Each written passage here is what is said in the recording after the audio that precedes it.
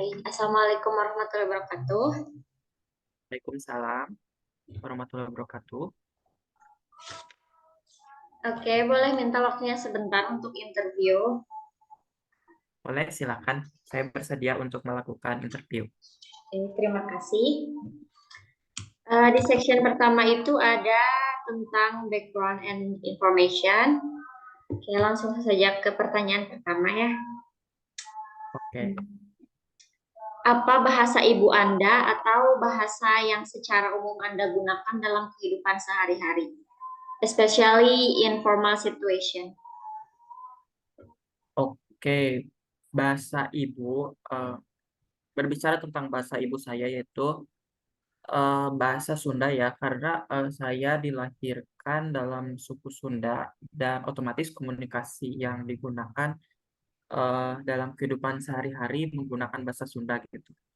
Nah, untuk eh, di perkuliahan biasanya saya menggunakan bahasa Indonesia, tapi bahasa Sunda juga sering digunakan.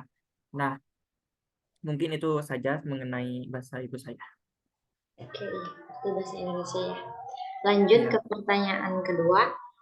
Apakah sejauh ini Anda pernah mempelajari ilmu fonologi bahasa Inggris? ya, saya pernah mempelajari fonologi, terutama di mata kuliah ya, mata kuliah fonetik and fonologi Oke. Di jenjang apakah itu? di jenjang S1 waktu semester 2.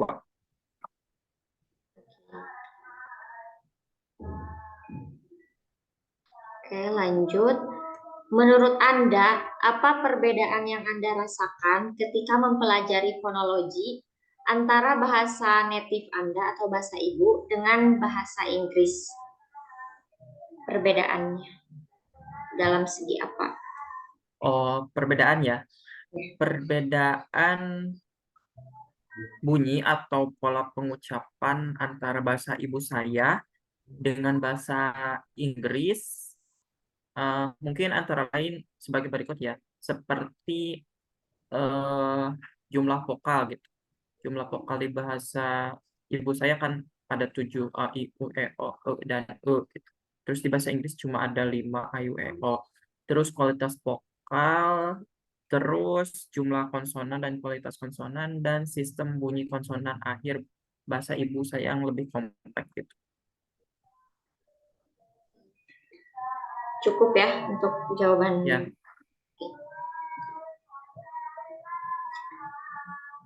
Menurut Anda, apakah fonologi adalah salah satu cabang ilmu yang sulit dipahami? menurut saya sih lumayan sulit ya kalau karena fonologi itu kan mengenai bagaimana bunyi itu ya, bunyi dari suatu bahasa itu dibunyikan. Jadi harus benar-benar dipelajari dan dipahami gitu supaya eh, kita bisa mengerti nih bagaimana sih cara membunyikan apa ya, huruf atau kata gitu dalam bahasa Inggris dengan baik. Oke, supaya tidak miskom juga ya, Iya miscommunication. betul. Supaya tidak, dan tujuan akhirnya ya mempelajari fonologi itu supaya tidak miskomunikasi seperti yang tadi disebutkan. Oke, eh, untuk background information sudah. Sekarang lanjut ke faktor penyebab kesalahan fonologi. Oke, pertanyaan pertama. Berdasarkan pengalaman Anda, pernahkah Anda melakukan kesalahan dalam fonologi bahasa Inggris? Pernah, eh, contohnya gini ya, kalau di bahasa ibu saya kan sering ketukar gitu dalam membunyikan huruf F menjadi V. Jadi Oh, eh, hal tersebut jadi terbawa gitu ke sistem fonologinya bahasa Inggris. Jadi sering ketukar-ketukar gitu. oh iya. Itu berarti salah satu contoh fonem yang sering salah ya karena terbawa oleh mother tongue. Iya, betul. Berarti F jadi P. Oke. Ada lagi mungkin huruf yang terpengaruhi oleh mother tongue? Eh, mungkin ini ya, seperti pengucapan huruf vokal. Kan kalau misalkan di bahasa ibu saya kan kalau ya kalau di bahasa Inggris itu kan jadi ada yang jadi I, ada yang jadi E juga gitu. Suka berubah-ubah. Tidak konsisten dibaca seperti itu gitu ya kalau bahasa Inggris. Iya, betul. Tidak inkonsisten. Oke, lanjut. Menurut Anda, apa saja sih faktor yang mempengaruhi sehingga Anda atau mahasiswa lain melakukan kesalahan dalam fonologi tersebut? Apa sih faktornya? Hmm, bicara tentang faktor penyebab kemungkinan mahasiswa dan saya gitu, terutama saya melakukan kesalahan fonologi adalah bisa dari faktor bahasa ibu sendiri gitu atau budaya asal dan juga faktor penguasaan ilmu fonologi bahasa Inggris tersebut. Misalkan kan kalau dari faktor bahasa eh apa ya, mahasiswa melakukan kesalahan fonologi bahasa karena terbawa sistem fonologi bahasa ibu seperti yang tadi saya contohkan gitu. Dan sedangkan faktor penguasaan kurangnya bahasa Inggris mungkin penguasaan bahasa Inggris mungkin kurangnya pengetahuan tentang pengetahuan sistem fonologi bahasa Inggris itu sendiri.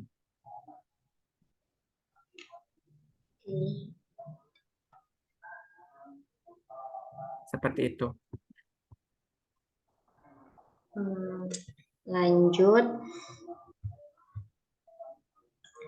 Dalam kasus Anda, apakah ada faktor lain selain yang disebutkan tadi? Yang pertama itu ada mother tongue itu masuknya ke dalam intrabahasa, kemudian Iya. pengetahuan itu ke dalam maksudnya antar bahasa, kemudian pengetahuan ke dalam intrabahasa.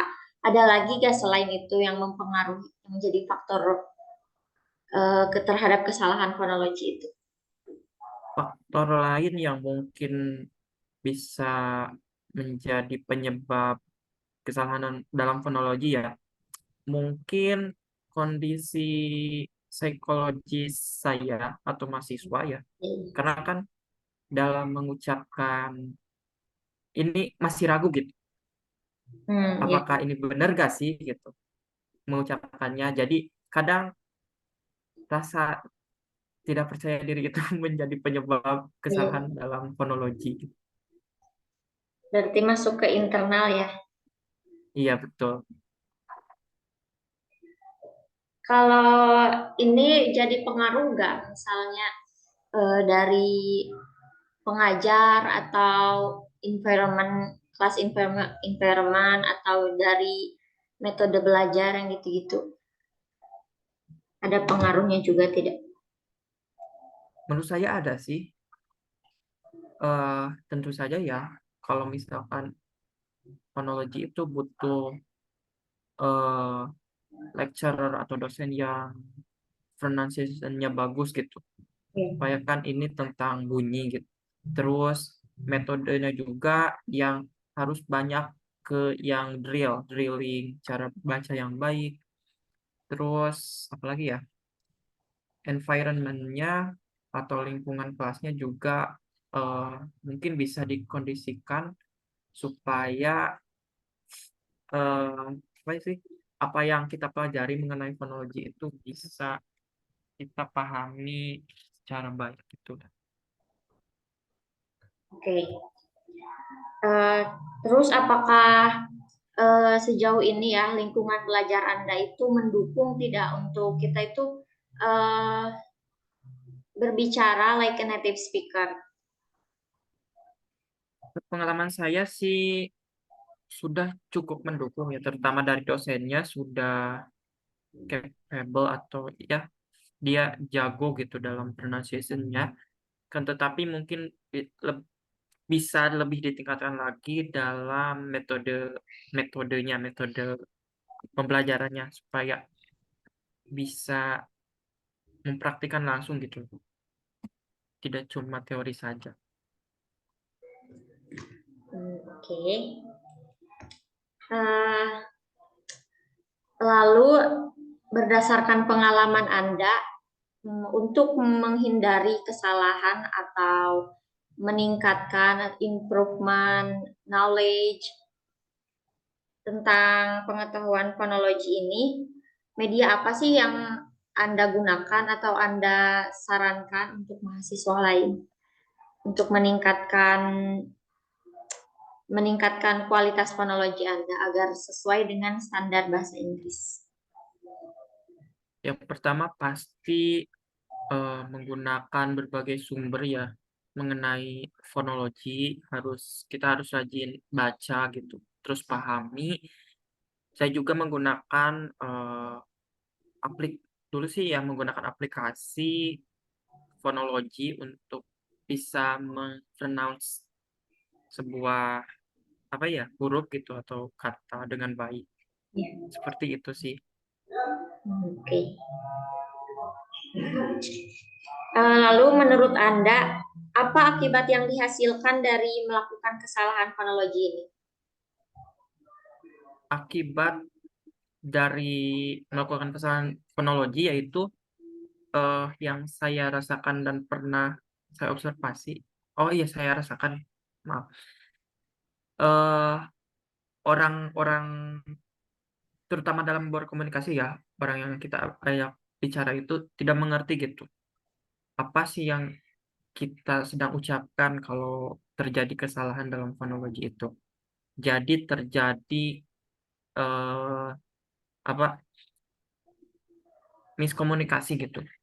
Sehingga pesan atau yang disampaikan itu tidak tersampaikan dengan baik. Oke. Untuk pertanyaan seputar faktor yang mempengaruhi terhadap kesan fonologi itu sudah selesai. Tapi di dalam interview ada pertanyaan bebas ya. Mungkin ada yang ingin Anda sampaikan pada nanti pembaca penelitian ini atau apa? Kan eh mungkin. yang ingin saya sampaikan yaitu mengenai fonologi ya. Ya. Mungkin dalam belajar fonologi itu harus kita benar-benar paham ya tentang sistem fonologi bahasa yang kita pelajari, terus perbanyak praktik saja sih gitu, supaya bisa diaplikasikan ke dalam kehidupan kita sehari-hari, terutama dalam menggunakan bahasa Inggris. Oke. Sepertinya sudah cukup pertanyaan dari saya. Terima kasih atas waktunya. Apalagi ya? Ya, pokoknya terima kasih juga atas jawabannya. Sangat informatif sekali. Ya, sama-sama. Oke, dicukupkan sekian mungkin. Baik. Oke, Assalamualaikum warahmatullahi wabarakatuh. Waalaikumsalam warahmatullahi wabarakatuh. Bentar mau nanyain itu, kan tadi di record ya? Kumaha, Oh, ini ya ada stop recordingnya. stop recording. Nanti